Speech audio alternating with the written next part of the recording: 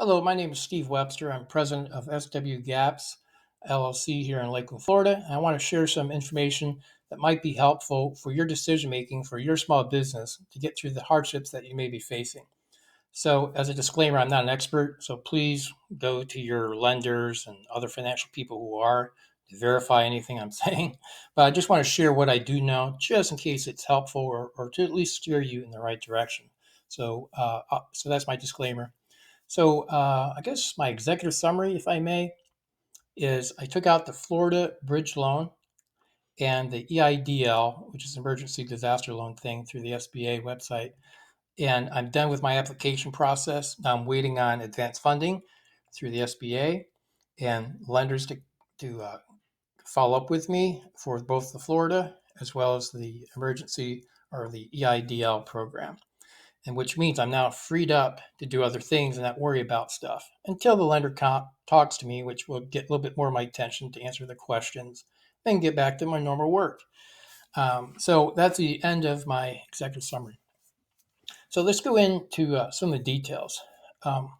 Tomorrow, Monday, things could change because today is Friday, April 3rd.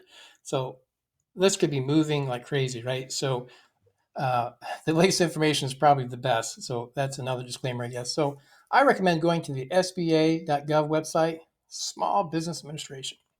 Here they have a learn more.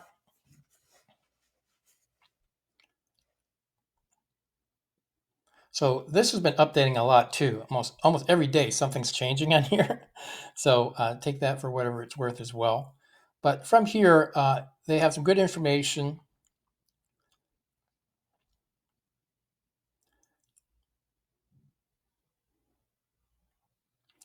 that explains all their potential things that you can do for as helping your company out with through the SBA. But now we want to zoom in on a couple things here. And let's first go into funding options, which is here. Click here.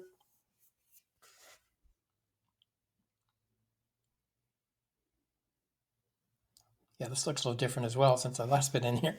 So um, the EIDL, which is what I did, so we'll talk about Florida bridge loan in a moment.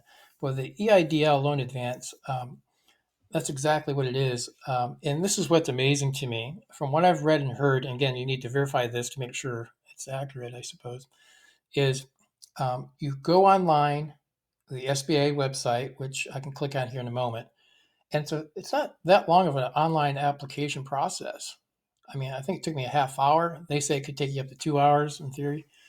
But if you have some basic bookkeeping already done, it shouldn't take you that long. And so what they're saying is that once you've completed that short application process online here at the SBA.gov, that they will advance you $10,000 if you check mark that box, I think it was. So that means I've heard from some lenders in a webinar today that apparently within 48 hours, you could see that extra $10,000 in your business checking account. It's been 24. I haven't seen it in mine yet, but who knows? Maybe Monday will be there.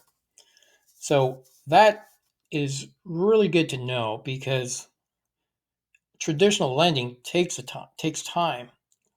2 weeks, 3 weeks, 4 weeks, 5 weeks. This is saying on good faith we're going to give you $10,000. Later, I guess the lender is going to be assigned to me in my region as a result of the SBA application.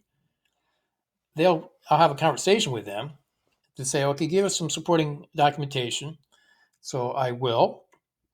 And let's say they turn me down because I want that 10,000, or maybe I want $24,000.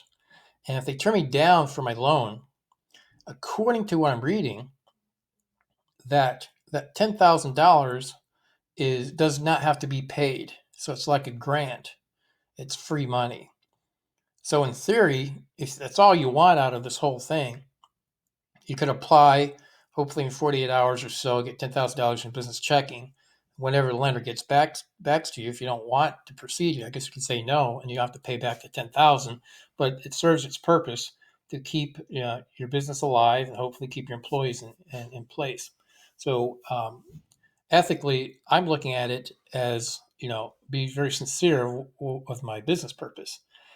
So the other thing with the EIDL loan is you can go out to 30-year terms.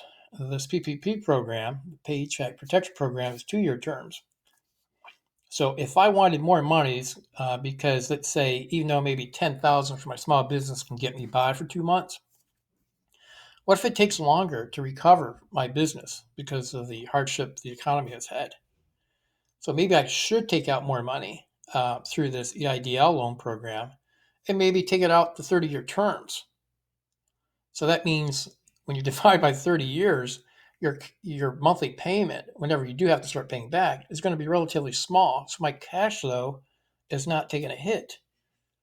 Where if I take out extra money for the Paycheck Protection Program, and in this case would probably be by accident, and you owe a portion of that, you have a 2-year term, so it's a higher monthly payment.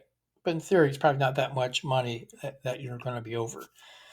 I'll get to that in a minute. So um, the other nice thing about the EIDL loan advance is I'm now done with it. As I said in my summary, I don't have to worry about doing anything else at this time until I hear back from a lender. Now, the Paycheck Protection Program, the spirit of that is to say keep Americans employed, keep your business alive, and keep people employed or rehire them back if they're available. And by the way, if the person you want to hire back has got a job somewhere else, you can still hire another person for that position for about that same amount of money, and it'll still count as a rehire, so it can still be forgiven. Because basically, with a PPP program, my understanding is you pick your 8-week period of time. I think you can go back to February 15th. But if you can say wait until April 1st to start the 8-week period, that's even better, in my opinion, if you can. And then, so in theory, it's after that 8-week period, you can actually go back with the lender to say, okay, I want to now formally get this portion of what I borrowed forgiven, so it becomes that free money thing. But if for some reason that they don't forgive 100%, well, then I think it's deferred 6 months before you start paying that back with up to a 2-year term. So you want to really do it for the purpose of that program.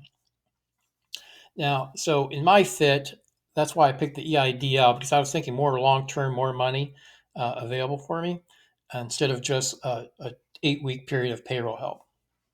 Now, with the forgiveness thing, I already mentioned with the EIDL here that you get $10,000 grant from the advancement.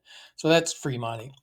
And people are really liking the Paycheck Protection Program because it can be much more than that $10,000 forgiveness. But again, what is the long-term strategy of why you're doing it? So it depends on your use case.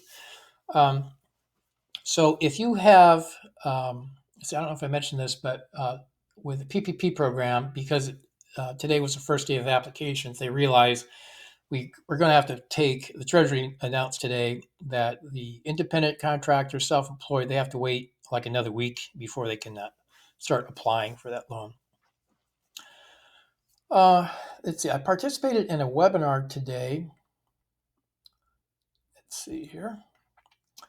And it was locally here in Lakeland. It was around Center Bank.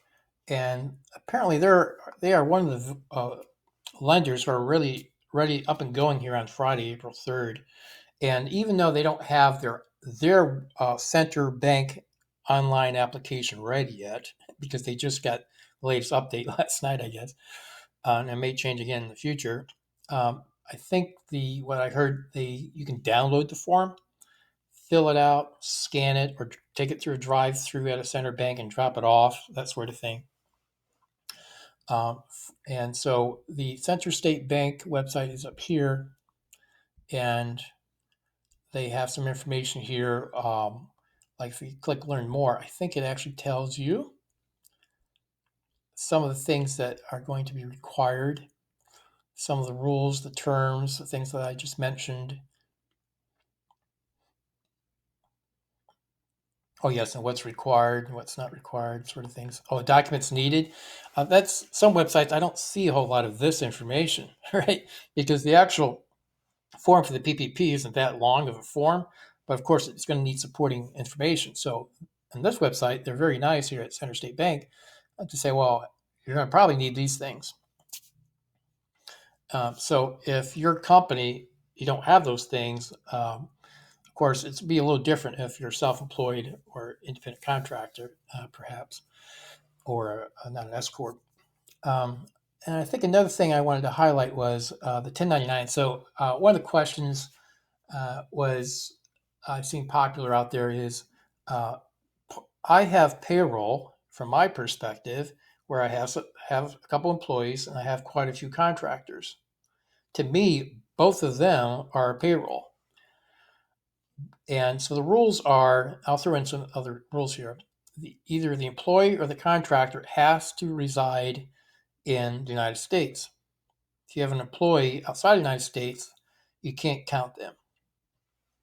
Now, specifically with 1099s, I cannot include in my payroll those 1099s for my calculation because that contractor who also lives in the United States can actually go and apply their own PPP loan application themselves. And so that's why you can't include the 1099 independent contractors, because otherwise it's kind of like double dipping. So they're trying to prevent that. So I think that's about it. So this website seems pretty good with a lot more details. So again, that's centerstatebank.com. So that is my summary, or excuse me. So in summary, go to the SBA.gov website and maybe go from there. I also have Googled other things. I have found some other government websites where I can actually read the CARES Act myself and then compare that to what the lenders are saying. Because lenders are in contact with the SBA and Treasury or whomever they're in contact with chat sessions and webinars with fast information. So I would say be patient with the lenders and set a cash flow for your company that you may not receive these monies for a couple weeks, 3 weeks. What can you do now to survive those 2 or 3 weeks without that extra cash? And if you do have to lay someone off or furlough, this program allows you to rehire them back and establish them again, get them caught up. So that's the spirit of the PPP program. And so the reason why I went with the EIDL is what I mentioned earlier. Cash advances real quick. I can take out a little bit more for more emergency fund, potentially use any unused emergency funds for growth of the company. So I hope this was helpful to you. And again, I'm not an expert, so please check with your lender and other experts. Thank you for your time, and we will get through this together.